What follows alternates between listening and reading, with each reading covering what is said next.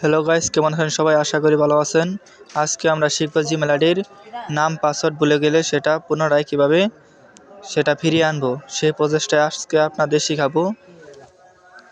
এখন আমরা চলে যাব আমাদের জিমেলে। জিমেল অ্যাপসটি ওপেন করার পর এরকম একটা ইন্টারফেস পাবেন। এখন আপনারা ফরগেট ইমেলে ক্লিক করবেন। যেহেতু আমাদের জিমেল আইডির নাম পাসওয়ার্ড মনে নেই, সেক্ষেত্রে আমরা ফরগেট ইমেলে ক্লিক করব।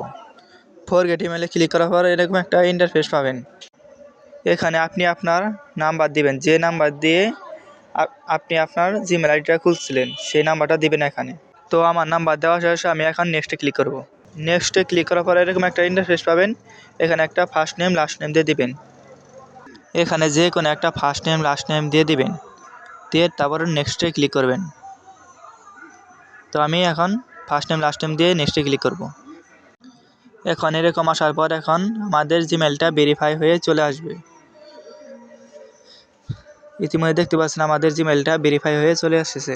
এখন আমরা আমাদের জিমেলে ক্লিক করব। ক্লিক করার পর এরকম একটা ইন্টারফেস আসবে। এখানে একটা পাসওয়ার্ড দিতে বলবে। যেহেতু আমাদের পাসওয়ার্ড মনে নেই, সেক্ষেত্রে আমরা ফরগেট পাসওয়ার্ডে ক্লিক করব। এখন আমরা কন্টিনিউতে ক্লিক করব। ক্লিক করার পর এরকম একটা ইন্টারফেস পাবেন। এখন আমরা আই এগ্রিতে ক্লিক করব।